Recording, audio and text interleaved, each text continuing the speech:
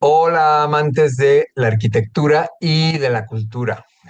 Hoy daremos un pequeño giro en estas capsulitas que han estado viendo, que he estado subiendo, porque quiero compartirles un video que publiqué hace algunos años en un canal de Facebook, en el canal NHE de Facebook, donde me invitaron a hacer una charla sobre la historia de la Navidad. Entonces, hoy vamos a variar un poco.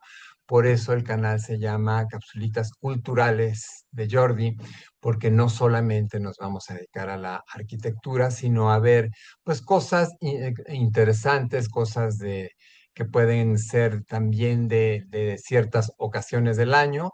Y como estamos a unos cuantos días del día de Navidad, de la Nochebuena y el día de Navidad, bueno, quise compartir con ustedes este video que ya hice algunos años atrás. Espero que les guste, se los dejo y bueno, déjenme sus comentarios si ustedes consideran que hay algún otro tema eh, ajeno a la arquitectura, pero de tipo cultural que quieran que tratemos en este canal. Bueno, pues les deseo unas felices fiestas, que tengan una cena de Nochebuena muy rica o una comida de Navidad, de acuerdo a la costumbre del país donde estén. En algunos países no se hace tanto la cena de Nochebuena, sino le dan más énfasis al día de Navidad, al día siguiente a la llegada de Jesús. Bueno, les dejo el video, espero que lo disfruten. Bueno, pues para contar la Navidad nos tenemos que ir, me gusta siempre ir al origen de las cosas, ¿no? Entonces vámonos a donde empezó todo, donde empezaron todas las religiones y vamos a ver cuando aparecimos nosotros los Homo sapiens, o más científicamente los Homo sapiens sapiens sobre la Tierra. ¿Qué diferencia tenemos nosotros con nuestros antecesores, el hombre de Neandertal, el hombre de Cromañón? Bueno, nuestras diferencias son principalmente que vamos a tener capacidad de abstracción, es decir, capacidad de imaginar, de contener en nuestra mente cosas que no están en el presente, en el alrededor, ¿no? Sino cosas que podemos imaginar, por ejemplo, concebir una herramienta, cómo hacer un hacha o algo que nos facilite el trabajo, ya sea para labrar la tierra o para cortar las pieles de los animales que hemos cazado, o inclusive para cazar, cómo hacer una flecha. Eso nosotros sí lo podemos hacer, los neandertales no lo podían hacer, que son los antecesores directos, ¿sí?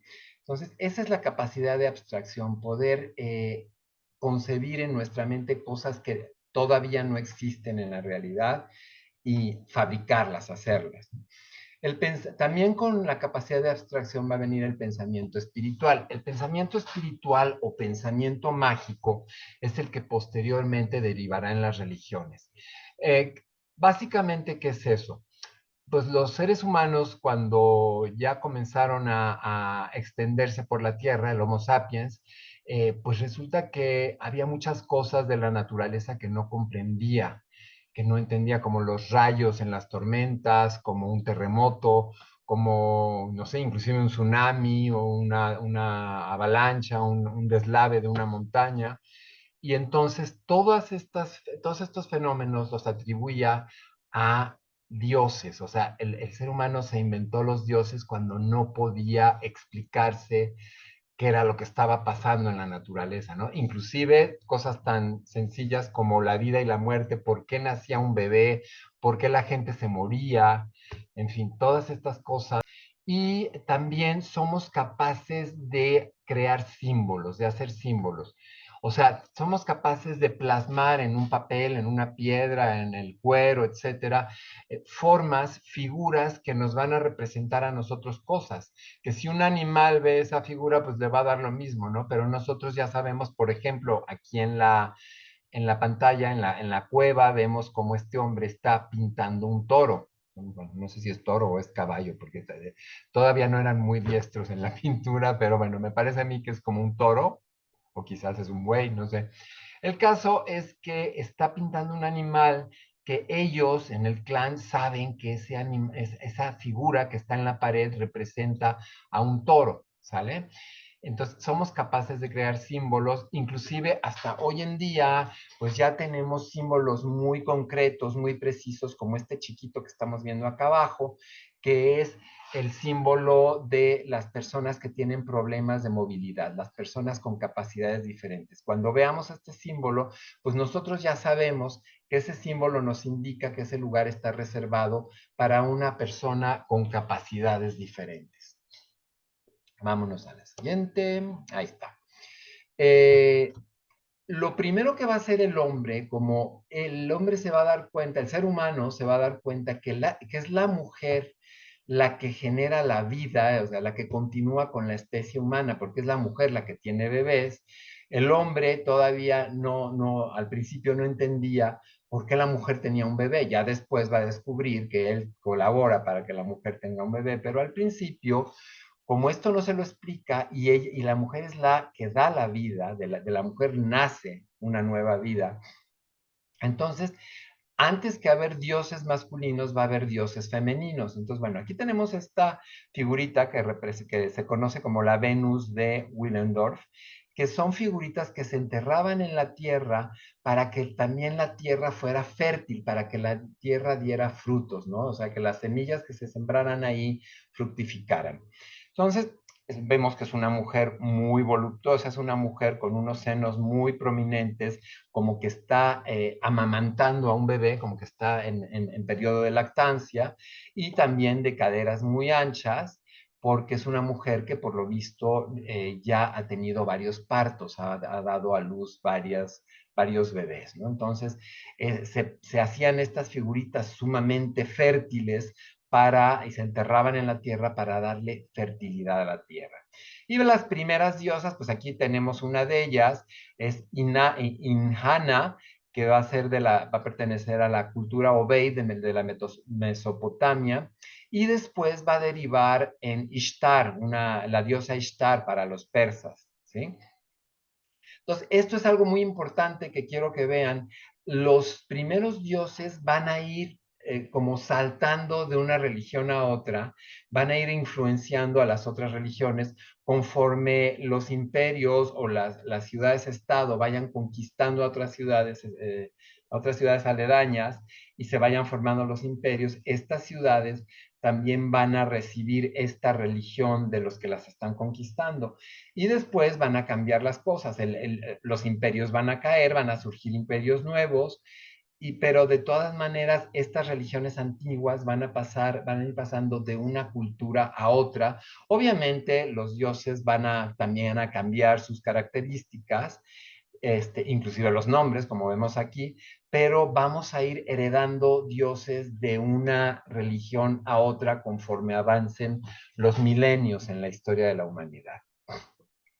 Por ejemplo, ya después, cuando el hombre descubra que sí, él colabora con una semillita para que la mujer pueda tener un bebé, entonces comienza a haber dioses masculinos que vendrán después de los femeninos, obviamente. Entonces, de los primeros dioses que tenemos noticia es Marduk, que es Marduk para los babilonios y Merodach para los persas, ¿sí? Los persas ya va a ser la primera gran cultura, la primera gran civilización. Vamos a pasar a la siguiente. ¿Por qué les pongo esto? Me van a decir, bueno, a ver, ¿era una charla sobre la historia de la Navidad o nos vamos a meter en geografía y astronomía? Bueno, esto es importante por lo que les voy a explicar después. La Tierra tiene un movimiento alrededor del Sol, se mueve alrededor del Sol, en una órbita elíptica, como vemos aquí, ¿no? Es una órbita elíptica. El Sol no está exactamente en el centro de esa elipse, sino que está cargado de un ladito, es decir, va a haber un momento de esta órbita en la que nos alejamos mucho del Sol y otra en la que estamos cerca. La parte donde estamos muy alejados del Sol, sobre todo para el hemisferio norte de la Tierra, va a ser el invierno, cuando estamos muy alejados, y cuando estamos muy cerca va a ser el verano, es la parte más caliente. Insisto, para el hemisferio norte, porque el hemisferio sur, dada la inclinación de la Tierra de 23 grados, pues se rige de forma inversa, ¿no? Pero, y vamos a tener dos puntos en esta órbita donde van a ser de igual duración el día y la noche. Otra cosa que les tengo que decir es que en el solsticio de invierno, los solsticios van a ser las partes donde cambia más el día y la noche, ¿sí? Y los equinoccios es donde el día dura lo mismo que la noche. Entonces, el solsticio de invierno va a ser el día más corto y la noche más larga, o sea, es donde va a tener menos asoleamiento el hemisferio norte y por lo tanto va a ser la parte más fría del año y por eso se llama invierno. Y normalmente sucede entre el 21 y el 22 de diciembre. Y el verano es al revés, el verano va a ser el día más largo y la noche más corta y va a ser entre el 21 y 22 de junio. Los equinoccios, tanto de otoño como de primavera, van a ser el de otoño va a ser entre el 21 y el 22 de septiembre y el de primavera va a ser entre el 21 y el 22 de marzo. Puede variar porque el calendario que tenemos actualmente no es muy exacto al no ser un calendario lunar, sino es el calendario gregoriano que impuso un papa llamado Gregorio, pues va a tener sus fallas astronómicas. De hecho, por eso se inventó el año bisiesto, para ajustar esas fallas. Pero bueno, ya para no marearlos más con la geografía y la astronomía, más que nada, la idea es que estas personas de la antigüedad cuando ven que la noche comienza a ser más larga, más larga, más larga, hasta que llega un punto aquí en el solsticio de invierno donde se revierte ese proceso y la noche se comienza a cortar y el día comienza a crecer. Es decir, en otras palabras, la luz comienza a ganarle a la oscuridad. Entonces, eso los seres humanos de la antigüedad van a transportarlo a sus creencias religiosas y van a celebrar a sus dioses, van a tener dioses que ellos llaman solares, o sea, dioses que ellos relacionan con el sol y que son los más poderosos, digamos, y entonces les van a llamar dioses solares. ¿Por qué? Porque ellos van a hacer que la luz venza la oscuridad, que comience un nuevo ciclo de luz, un nuevo ciclo de iluminación para la Tierra. Esta diapositiva la tengo más que nada para que ninguna persona que vea este video vaya a sentir que su religión o sus creencias religiosas están siendo atacadas. Luego, cuando vean el video, le ponen pausa y se leen con calma todo esto, pero más que nada, lo que quiero decirles es que este va a ser un análisis científico de la historia de la Navidad, respetando las creencias religiosas de cada persona. ¿Sale? Léanse con calma después lo que dice ahí. No me quiero atrasar mucho porque hay mucho que ver y los minutos se me van de volada. Bueno, vamos a seguir con las religiones, las primeras religiones para ver cómo es que llegamos a la Navidad que festejamos hoy en día. De las religiones más antiguas tenemos la egipcia, que data del año 1500 al 31 antes de Cristo. Es una religión aparentemente politeísta, aunque reconocían a Amon-Ra como el único, o sea, como el dios principal, el dios más fuerte, ¿no? Y lo clasifican como un dios sol. Entonces va a ser su deidad suprema a pesar de que sí adoraban a otros dioses menores y también van a adorar ídolos. ¿Esto qué quiere decir? Que van a representar a sus dioses en figuras de barro, de madera, de mármol, piedra. Ahí van a tallar a sus dioses y van a venerar a estas figuras, o sea, van a venerar figuras hechas por ellos mismos que representan a sus dioses. El hinduismo va a ser una religión, también pongo aparentemente, ¿por qué pongo aparentemente politeísta? Porque todas las religiones que nosotros clasificamos como politeístas siempre van a tener un dios principal. Entonces, en este caso, el hinduismo, que inició 2500 años antes de Cristo, son los primeros datos que se tienen del hinduismo, son politeístas, aunque reconocen a Brahma como Dios supremo, también van a adorar ídolos. También tenemos el zoroastrismo o mazdeísmo, que es la religión que se ubicaba en Persia. Se los voy a leer para no desviarme mucho. Zoroastro o Zaratustra, profeta que reconoce, va a ser el profeta principal de esta religión, y reconoce a Ahura Mazda como Dios absoluto y creador de todas las cosas. Con sus inicios en el año 1600 a.C. y ubicada en la zona de Persia, lo que actualmente viene siendo Irán, Irak y parte de la India. Es una religión monoteísta que habla, va a ser de las primeras que ya reconocen, digamos que un solo Dios o un Dios principal, que habla de una pareja creada por Ahura Mazda y que es creada en un paraíso, ¿no? En un paraíso ideal. Él crea a esta pareja de humanos y posteriormente violan alguna norma, alguna regla, y Aura Mazda los expulsa del paraíso y los envía a la tierra a llevar una vida de humanos. ¿Sí? Los seguidores de esta religión en Persia esperaban a un Mesías. Bueno, todavía hay ramas de mazdeísmo, ¿eh? En la actualidad hay gente que todavía sigue esta religión. Entonces, ellos esperan a un Mesías que vendrá a salvar a la humanidad. También esta religión en sus escrituras habla de un diluvio mundial donde murieron la mayoría de los humanos y se salvó una persona iluminada que volvió a crear, a reproducir la especie, ¿no? Y también habla del fin de los tiempos, de que habrá un fin de los tiempos en donde los seres humanos volveremos a encontrarnos con el Creador. Pasemos al judaísmo.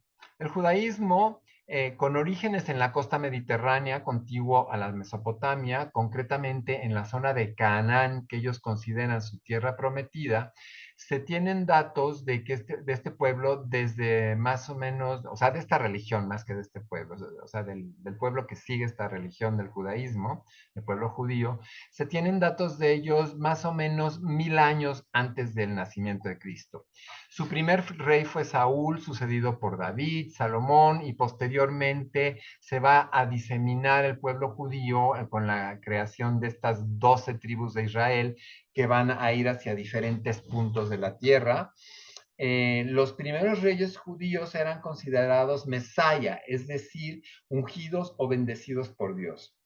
Es una religión monoteísta cuyo Dios supremo es Yahvé, y Yahvé creó a una pareja de seres humanos, una hombre-mujer, que fue expulsada de un paraíso y enviada a la vida terrenal.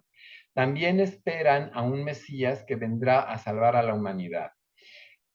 También habla de un diluvio mundial y dice que vendrá el fin de los tiempos donde nos volveremos a reencontrar con Dios, con el creador de todo, ¿sí?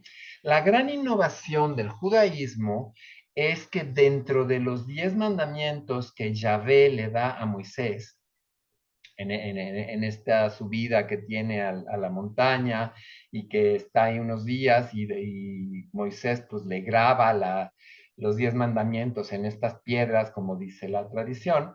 Uno de los 10 mandamientos dice, no adorarás ídolos, es decir, tú no vas a fabricar figuritas ni de barro, ni madera, ni piedra, ni nada, que me representen a mí. Tú me tienes que rendir pleitesía a mí como concepto divino, sin estar adorando ninguna imagen. ¿Sí? Ellos tienen ese concepto que lo van a heredar también los musulmanes en la religión islámica. También el Islam prohíbe la representación de Alá en figuras, ¿no? Y por eso en un templo judío y en una mezquita islámica nunca van a ver representación de personas, y los musulmanes creo que ni siquiera pueden representar a animales. Ahí sí no soy muy experto, pero tengo entendido que ni siquiera animales pueden representar. Bueno, vámonos con la última religión de las que vamos a analizar hoy, la grecorromana, que son las previas a la religión cristiana. La religión grecorromana la llamo así porque, bueno, empieza con la religión, los dioses griegos, pero prácticamente es cuando Grecia comienza a decaer y los romanos formen un imperio y conquisten a Grecia también, van a adoptar prácticamente todos sus dioses, nada más que les van a cambiar de nombre, pero van a tener exactamente las mismas características. Entonces, bueno, lo único que va a cambiar es el nombre, entonces por eso lo junté, la puse como religión grecorromana. Esta va a ir del 3000 antes de Cristo al 313 después de Cristo. Al rato les voy a explicar por qué termina tan exactito en el 313. Es una religión aparentemente politeísta, aunque reconocen a Zeus, Zeus para los griegos, Júpiter para los romanos, como deidad suprema y adoraban ídolos. Ellos sí tenían sus figuritas y sus estatuas para representar a los dioses. Apolo para los griegos y Helios para los romanos va a ser el hijo de Zeus, que es un dios solar. Este dios lo asocian al sol y por lo tanto asocian o sea, sus características de brindar fertilidad a la tierra, etcétera, lo que hablamos hace un ratito.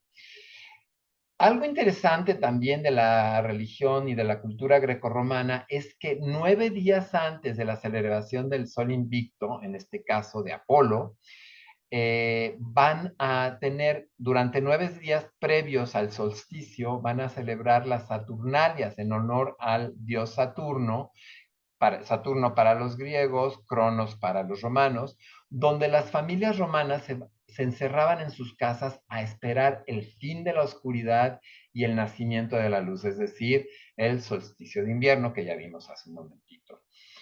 El último día de las Saturnalias, estas familias se van a intercambiar regalos entre familiares y amigos. O sea, también van a invitar amigos, aunque no sean familiares, y se van a intercambiar regalos entre ellos en el solsticio de invierno.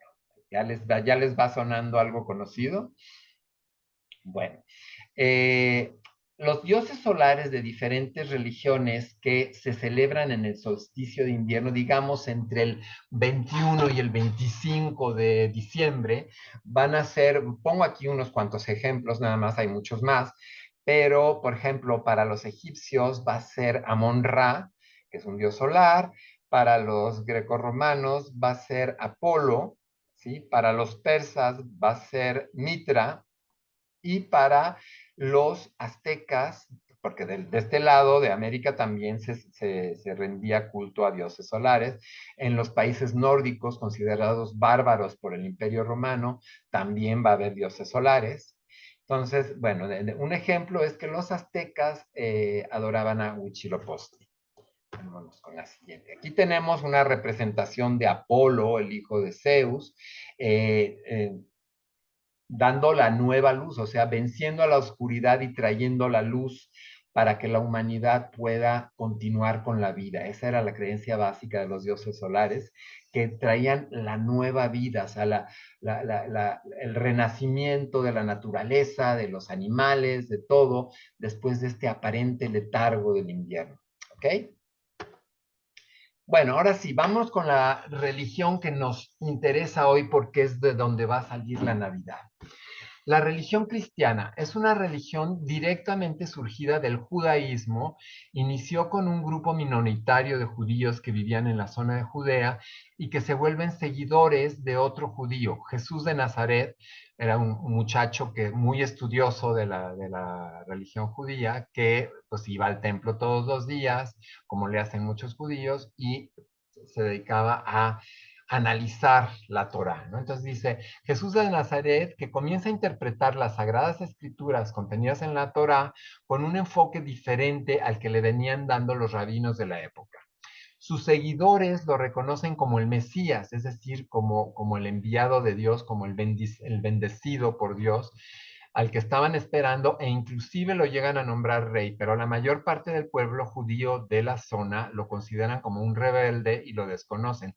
Esto quiere decir que en un principio no todos los judíos van a aceptar que Jesús es el Mesías. Por eso de ahí viene ya la división entre judaísmo y cristianismo, ¿sí? Porque la gran mayoría en ese momento de los judíos no van a reconocer a Jesús como el Mesías, por razones que ya veremos en otras charlas, no me quiero extender mucho, pero bueno, el primer documento escrito que se ha encontrado hasta ahora hablando sobre Jesús está en lengua griega y está hecho por un ciudadano griego llamado Saulo del pueblo de Tarso, en Grecia. quien lo publicó unos 30 años después de la muerte de Jesús. Y es él el que le pone el adjetivo de el Cristo, que en griego significa el bendecido por Dios. El primer documento del Nuevo Testamento, o sea, de la Biblia que los católicos le llaman el Nuevo Testamento, porque el Viejo Testamento es lo que corresponde a la Torá judía y el Nuevo Testamento ya es la Biblia de la creencia católica.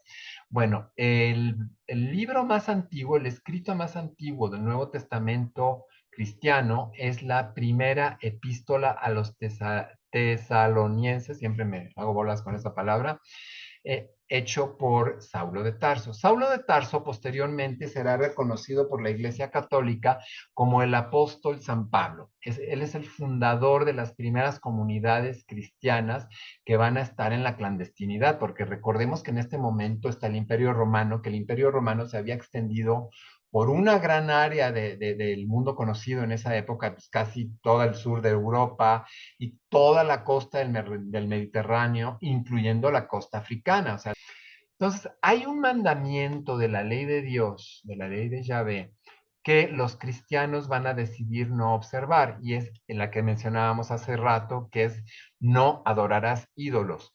Ellos tienen un motivo de ser esto.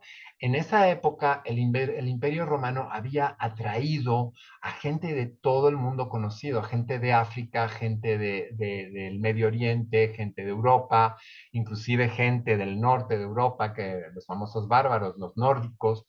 Entonces, imagínense la cantidad de lenguas que hablaba la gente que llegaba al Imperio Romano, los inmigrantes hablaban muchas lenguas.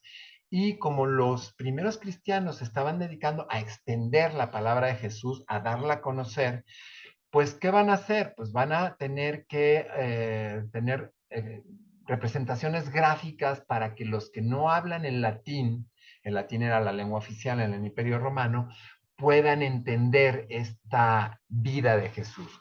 Entonces, ¿cómo se va a hacer esto? Los primeros cristianos, como les decía, van a estar escondidos, van a estar en la clandestinidad. Entonces, van a ocupar, por ejemplo, en la ciudad de Roma, van a ocupar lo que se llaman las catacumbas, que son los sótanos de los templos, los sótanos de los grandes edificios romanos, las termas, todo esto, muchos tenían huecos abajo, tenían para los cimientos, tenían sótanos, y también había los túneles de las cloacas romanas. Recordemos que los romanos ya estaban muy civilizados, contaban con sistema de drenaje, con tubería, o sea, agua entubada que llegaba hasta las casas, no tenían que ir a las fuentes por agua, sino que les llegaba, como hoy en día nos llega a nosotros, en un tubito hasta nuestra casa, ¿no? Entonces, ellos ya tenían esa tecnología y pues había acueductos, había túneles de drenaje por debajo de las ciudades y por ahí se movían los cristianos para tener sus misas, sus ceremonias religiosas en secreto. Y ahí vemos pues la imagen de Dios en el techo, la imagen de Cristo, perdón, de Jesús, y pues diferentes etapas de su vida plasmadas en los muros para que la gente de las diferentes religiones pudieran entender la vida de Jesús, ¿no? Para poderlo explicar. Ahí tenemos a este señor que está aquí abajo a la derecha, es el emperador Constantino. Ahorita vamos a ver por qué es tan importante para la religión cristiana. Fechas muy importantes de la religión cristiana. Híjole, ya se me fueron pues, un montón de minutos. Voy a tratar de ser lo más breve posible. Año 300 ya después de Cristo, año más 300. El emperador romano Diocleciano es el último que va a perseguir a los cristianos, aun siendo que todavía eran clandestinos. Para el año 313, esta fecha es la más importante para el cristianismo, es cuando el emperador romano Constantino emite el edicto de Milán, en el cual se va a declarar la libertad de cultos, es decir, los cristianos ahora van a ser visibles para la sociedad, van a dejar de ser perseguidos porque va a haber libertad de cultos, es decir, cada quien va a poder tener los rituales religiosos que quiera, sin importar de qué religión se trata, ya no van a ser perseguidos por el momento. Para el año 325, Constantino se da cuenta que pues ya está muy extendido el cristianismo, pero que está un poco desordenado, o sea que no hay como cabezas, no hay líderes. Entonces va a convocar al concilio de Nicea, donde se va a estructurar la iglesia, se va a hacer una jerarquía religiosa, él va a ser el primer papa, obviamente, y de ahí en adelante, pues ya se va a seguir con la estructura de papas, cardenales, obispos, etcétera, ¿no? Y además, ellos van a elegir en el concilio de Nicea con qué libros de las Sagradas Escrituras se quedan y cuáles no conviene conservar para los fines que ellos quieren tener para ya la institución de la iglesia cristiana o de la iglesia católica, porque a partir de ese momento ya se crea la Iglesia Católica como institución en el Concilio de Nicea del 325. Después Constantino muere, viene otro emperador romano que va a promulgar el edicto de Tesalónica. Tesalónica es una ciudad de parte del Imperio Romano, aunque se encuentra en Grecia, ¿no? Bueno, en lo que es la actual Turquía. Declarando la religión católica como única, ojo, aquí ya se termina la libertad de cultos, va a declarar la religión católica como única y va a prohibir las demás. ¿Qué va a pasar? Pues que mucha gente, para evitar ser perseguida, pues va a comenzarse a bautizar voluntariamente a fuerzas, como dice un amigo mío. Entonces, no les va a quedar de otra más que bautizarse en el catolicismo o tratar de huir del Imperio Romano o comenzar a ser ellos clandestinos. Ahora se volteó la tortilla, los demás van a ser clandestinos y los cristianos ya van a ser la religión oficial. Esto va a provocar un gran problema en la ciudad de Alejandría, que era de las ciudades donde se reunía la cultura de todo el Imperio Romano. Al cobrar más poder los cristianos, pues va a haber una destrucción de documentos históricos impresionantes, una gran pérdida para la cultura de la humanidad, el incendio de la Biblioteca de Alejandría. Bueno, vámonos. Bueno, vamos a, ya posteriormente, en 1517, cuando Martín Lutero publica sus 95 tesis en la puerta de la iglesia del Palacio de Wittenberg en la Alta Sajonia, se inicia un nuevo cisma, una nueva división en la iglesia católica. Los protestantes surge el protestantismo. ¿El protestantismo qué pasa? Pues que lo que pega Lutero en la puerta de esta iglesia, pues son una serie de inconformidades muy bien fundamentadas, o sea, muy bien basadas en la escritura sagrada, donde él dice que se están dando en el seno de la iglesia católica, se está dando una serie de corrupciones, de venta de indulgencias, o sea, una serie de cosas que se están alejando mucho de la palabra de Cristo y él quiere retomar, o sea, quiere que la iglesia vuelva a, a la palabra original de Jesús, ¿no? Y entonces es cuando pues, ponen precio a su cabeza, lo comienzan a perseguir y entonces ya él decide separarse totalmente, crear un nuevo grupo religioso, un nuevo grupo de seguidores de Jesús, pero que ya no van a estar bajo la autoridad de la Iglesia Católica, ya no van a conocer al Papa como autoridad. Entonces, los protestantes veían la costumbre de celebrar el nacimiento de Jesús, aquí ya nos vamos acercando al tema, como una interferencia del Papa Católico, por lo que esta celebración estuvo prohibida durante un tiempo en los países protestantes. En unos países va a estar prohibida más tiempo, en otros menos. Inglaterra creo que va a ser el periodo más corto en el que va a estar prohibida la celebración, pero bueno, ya nos vamos ahora a lo que es la costumbre, ya las costumbres de la Navidad, ¿no? La costumbre del pesebre o nacimiento o Belén, le llaman de forma diferente, por ejemplo, en España le llaman Belén, en México le llamamos nacimiento, en Sudamérica le llaman pesebre, entonces varía cómo le llaman de un país a otro. A San Francisco de Asís le toca ir a las cruzadas. Todos ustedes ya sabrán, habrán oído la historia de San Francisco de Asís, si no habrán visto la película de Hermano Sol, Hermana Luna, donde se habla de la vida de este hombre.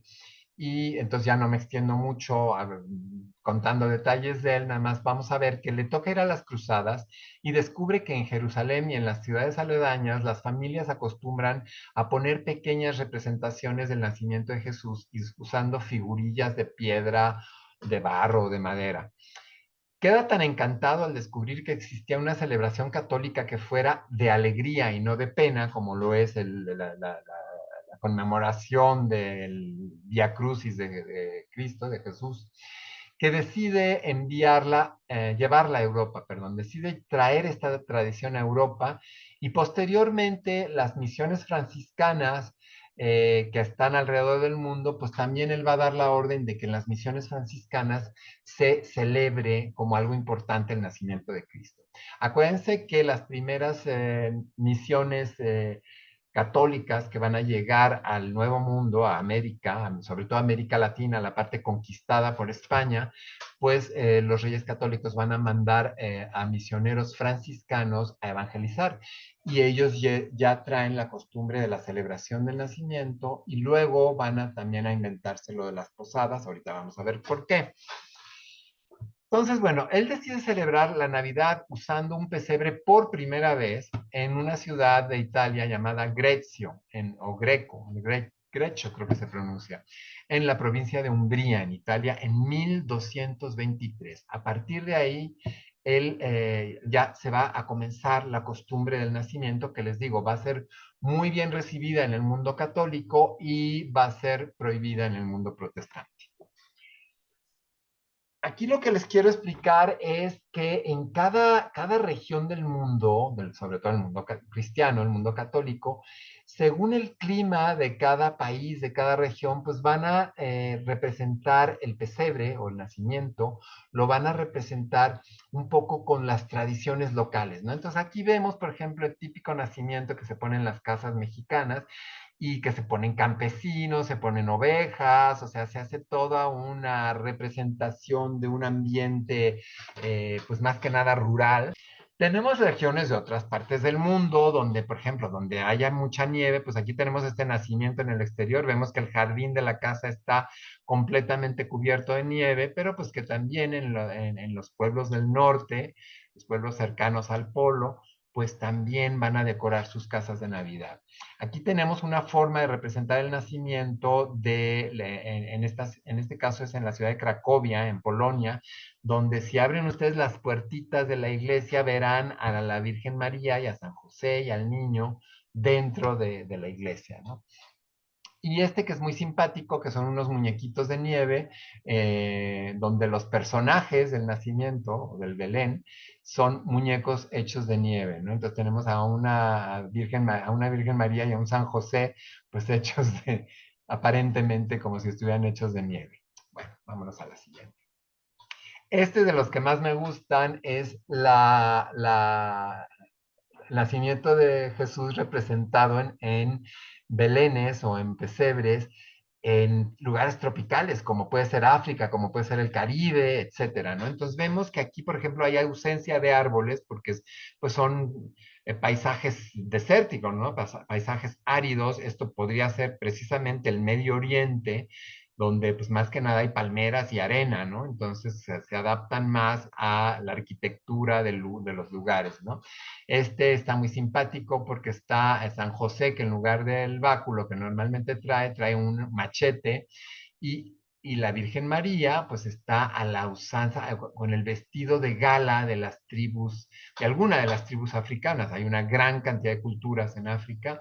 Y aquí en lugar del buey, pues pusieron a un león, pues, dándole calor al bebé, ¿no? Y aquí hay otras figuras también como de estilo zulú, este nacimiento que está formado por personas de raza negra, hasta el angelito es negrito, está muy simpático, y uno en Cuba, donde no podían faltar las palmeras de la isla de Cuba, pues ahí están como parte de la decoración del pesebre. Vámonos a otro tema que tiene que ver con la Navidad, pero ya más norteamericana. Vámonos al origen de Santa Claus. Santa Claus tiene sus orígenes en un lejano dios, en un dios antiguo de la zona nórdica, lo que actualmente es Suecia, Finlandia, Noruega, Dinamarca, que se conoce como Odín. Es un dios de origen nórdico. Se le describe como un hombre mayor que montaba un caballo volador de 8 patas y que a la vez luchaba con las fuerzas de la oscuridad para que llegara la luz. ¿Sí? Es decir, también es una especie de dios solar que vence a la oscuridad para que llegue la luz. Eh, Además, iba esparciendo semillas mágicas en todos los campos para hacerlos fértiles en la primavera y asegurarse de que hubiera cosechas, ¿no? Se cuenta que en las granjas las familias dejaban unos sacos largos que parecían grandes calcetines, elegantemente bordados y llenos de alimento para Sleipnir, que era este caballo de 8 patas que traía Odín, y a cambio Odín echaba monedas de oro en los calcetines, ¿sí? Entonces ahí ya nos va sonando un poco a las tradiciones de hoy en día. Posteriormente a Odín, ya con el sincretismo religioso, ya el extendimiento o la expansión de la religión cristiana, vamos a tener a Nicolás de Mira, Mira es una ciudad que está en la provincia de Anatolia, actualmente es Turquía, y fue un obispo cristiano que vivió en el siglo IV, elevado al rango de santo por la Iglesia Católica Ortodoxa y posteriormente perdón, por la Iglesia Cristiana Ortodoxa y posteriormente la Iglesia Católica también lo va a elevar a nivel de santo.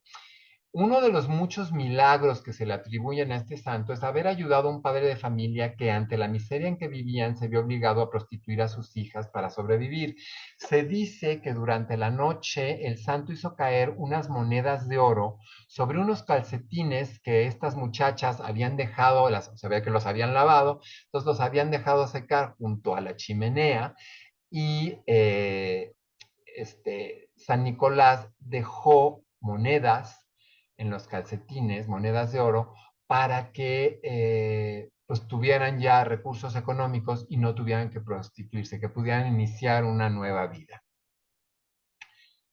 Tras su muerte, los restos de este santo fueron llevados a la ciudad de Bari, en Italia. O sea, sus restos, su cadáver fue trasladado a la ciudad de Bari, donde tiene una basílica, y por eso también se le conoce como Nicolás de Bari. O sea, lo podemos conocer como Nicolás de Mira, porque era donde vivía, o Nicolás de Bari, porque es donde actualmente descansan sus restos. Bueno, entonces vámonos ya a algo más cercano a Santa Claus todavía, que es Sinterklaas. Sinterklaas es la versión nórdica para San Nicolás. Ellos tenían la creencia de que Sinterklaas llegaba en la Nochebuena a repartir regalos montados sobre un caballo blanco volador, que tiene también las reminiscencias de Odín, nada más que este caballo sí tiene 4 patas, no tiene 8 como el de Odín, y ayudado por Pedro el Negro, que era, digamos, como su secretario particular, su ayudante, que era quien cargaba los regalos y los depositaba a través de las chimeneas de las casas. O sea, era un caballo que llegaba, volaba y llegaba a los tejados, y entonces, pues, San Nicolás o Sinterklaas se quedaba en su caballito y el Pedro el Negro se bajaba a repartir los regalos. Pedro en Negro, la versión, este ya es una versión de Santa Claus, concretamente de los holandeses. Y ahorita van a ver por qué estamos hablando de la versión holandesa de San Nicolás. En la Edad Media, o sea, antes de que existiera el personaje de Pedro el Negro, San Nicolás o Sinterklaas se hacía acompañar por un demonio llamado Krampus, que daba azotes a los niños que se habían portado mal durante el año. Pedro el Negro pasó a sustituir a ese demonio para cambiar los azotes por un simple regaño y así hasta los niños mal portados quedaban contentos, ¿ok? Entonces sí, estaba como muy tremendo y ahorita van a ver por qué. Resulta que Sinterklaas al principio se acompañaba de este demonio de lengua larga, cola, era un demonio peludo, y que capturaba a los niños que se habían portado mal para darles azotes con estas ramitas que traía, y inclusive los metía en barriles o en cestos, ¿no? Entonces imagínense el pánico de los niños de pensar que venía Sinterklaas, pero que a lo mejor si ellos se habían portado mal, a lo mejor les tocaba, en lugar de regalos, les tocaban los azotes de Krampus. Por eso después pasaron a Pedro el Negro. ¿Sale? Entonces, aquí ya Santa Claus llega a América, llega al continente americano. Entonces, en este mapa tenemos, este mapa no es nada más ni nada menos que la isla de Manhattan, lo que actualmente es Nueva York. Los holandeses, los colonos holandeses que habían llegado, se habían establecido en la isla de Manhattan, en la parte sur de la isla de Manhattan, para protegerse. Habían creado una fortaleza, ni siquiera ocupaban toda la isla, sino nada más una esquinita de la isla, que es la parte donde actualmente está el centro financiero de Nueva York. Esa parte era holandesa y se llamaba Nueva Ámsterdam, era la Nueva Ámsterdam. Y bueno, llegó un momento en que posteriormente los ingleses, los colonos ingleses, les van a comprar a los holandeses ese pedazo para ya dejar toda esa parte como parte de las 13 colonias inglesas.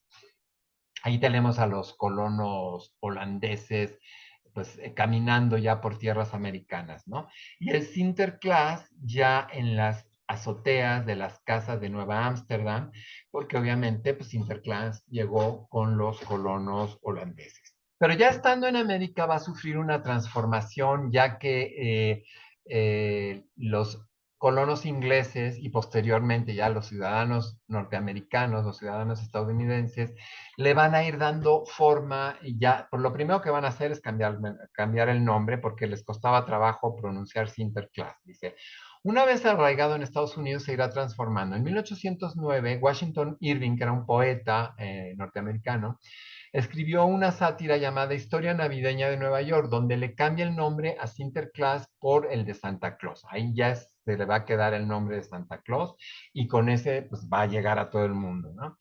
En 1823, otro escritor y maestro, un poeta y maestro de escuela, escribe un poema de 56 versos donde le da forma a este Santa Claus de Irving, le da forma, lo hace un anciano gordo y bonachón con agilidad de duende, le va a poner una pipa al principio, Clement Clark Moore, y su poema se va a llamar inicialmente Una visita de San Nicolás, a visit from Saint Nicholas, y después cambiará el nombre a The Night Before Christmas, la noche previa a la Navidad, la noche antes de Navidad.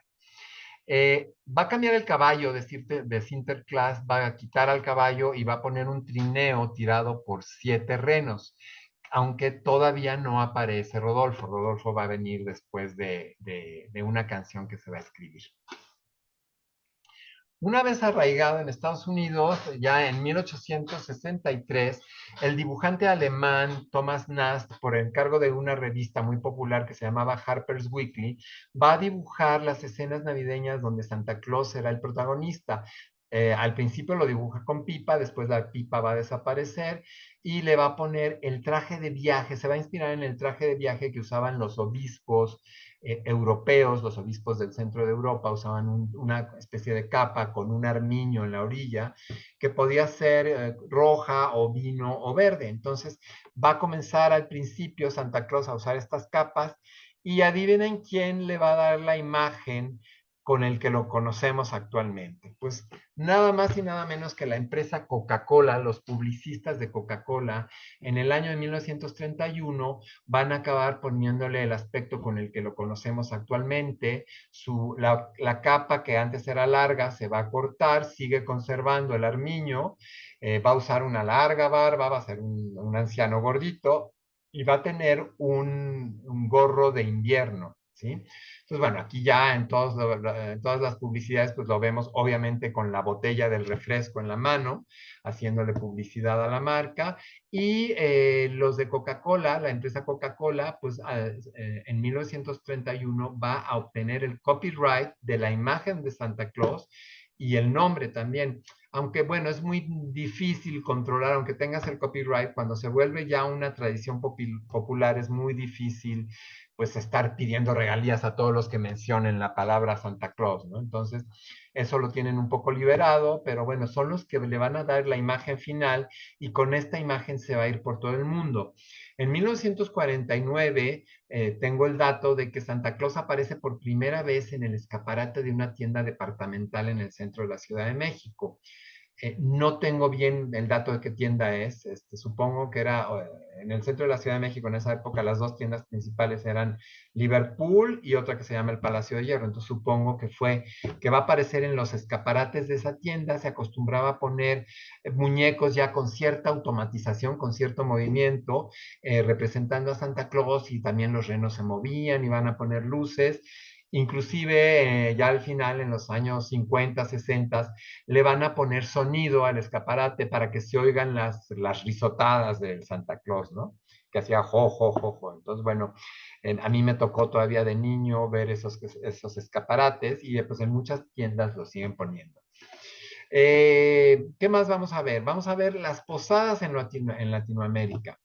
Origen, en el Imperio Azteca se celebraba en el solsticio de invierno, ya les había yo mencionado, a Huitzilopochtli, el dios de la guerra, que era un dios solar. Los misioneros franciscanos fueron encargados por los reyes católicos de traer la evangelización a América. Entonces, ¿qué va a pasar? Que estos misioneros de alguna forma tienen que hacer un sincretismo, es decir, ir sustituyendo los cultos que tenían las tribus aztecas en el Imperio Azteca y las otras tribus de la zona de Mesoamérica, pues ir sustituyendo sus deidades por las deidades o los santos venerados por el cristianismo, ¿sí? Entonces, estos misioneros franciscanos van a traer la costumbre de las posadas.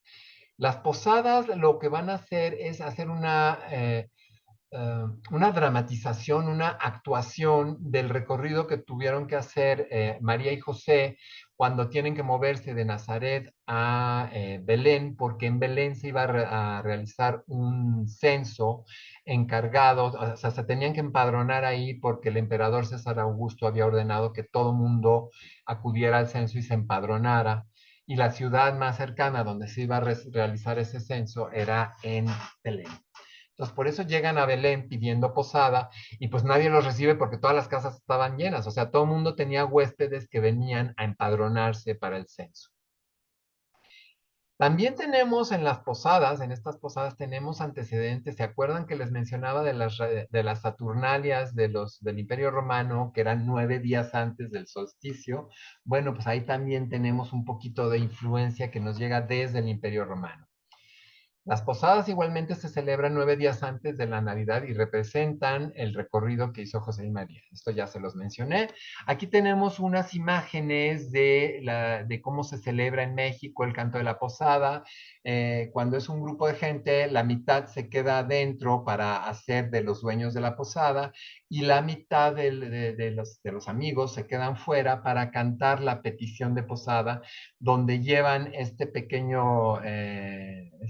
pequeña plataforma donde viene la imagen de la Virgen María montada en un burrito que es tirado por San José y ella viene embarazada todavía y están buscando posada porque ya está muy próxima a dar a luz. Entonces, los de afuera representan a la Virgen María y a San José y los de adentro representan a los dueños de la casa que les van, en un principio les niegan la posada y al enterarse de que es la Virgen María, la que va a ser madre de Jesús, la que está pidiendo posada, allá finalmente les dejan entrar. Esto lo explico para las personas fuera de México que no saben bien de qué trata la posada. También la posada va a incluir el rompimiento de la piñata. Como ya dijimos, con la celebración de Huitzilopochtli, se hacían vasijas de alfarería en las tribus aztecas, en las tribus de Mesoamérica, en todas estas culturas mesoamericanas. Se acostumbraba en esta época del solsticio a hacer vasijas representando a diferentes dioses y sobre todo a Huitzilopochtli, que era, digamos, como su cumpleaños, ¿no? En esta fecha. También en Italia se acostumbraba a romper vasijas que simbolizaban al demonio, simbolizaban al mal y simbolizaban las tentaciones. En México le vamos a poner 7 picos o puntas que representan los 7 pecados capitales, ¿sí? Entonces o sea, la rompemos vendados porque la venda significa eh, el poder de la fe, o sea, que ciegamente crees en algo y que ciegamente crees que vas a vencer al mal, por eso se usa la venda, y rompemos la piñata, que significa que estamos venciendo esa tentación, venciendo al mal, y a cambio obtenemos digamos, de Dios o de la divinidad, obtenemos el premio que es el contenido de la piñata, que son dulces, que son chocolates, en fin, son regalitos que caen de la piñata, que es nuestro premio por haber vencido la tentación del mal. ¿Vale? Tenemos una fiesta paralela por estas épocas que la celebra la comunidad judía, el pueblo judío, por estas fechas celebra también, curiosamente, también son 9 días, bueno, son 8 días en realidad de celebración, y esta celebración se llama Hanukkah. Les voy a leer concretamente. El pueblo judío también celebra en estas fechas la Hanukkah, que es la conmemoración de la reedificación del segundo templo de Jerusalén y la rebelión de los macabeos contra el imperio seleucida en el reinado de Antíoco IV de Epífanes. O sea, en pocas palabras, los judíos se liberaron del yugo del imperio griego, en ese momento de la cultura griega. Entonces van a liberar de ese yugo para poder continuar con sus tradiciones y van a reedificar el templo de Jerusalén que ya había sido destruido. Se va a reedificar por los macabeos, que los macabeos eran un grupo de rebeldes que se levantaron en contra de esta opresión del imperio griego. Se celebra también un milagro que consiste en que tenían suficiente aceite cuando estaba esta rebelión, hubo una vez que tenían suficiente aceite para iluminar el altar del templo por un solo día. O sea, tenían unas lamparitas de aceite y tenían aceite para un día nada más. Y este aceite les rindió por 8 días, lo cual ellos consideraron como un milagro de Dios, el que la lámpara duraba encendida 8 días.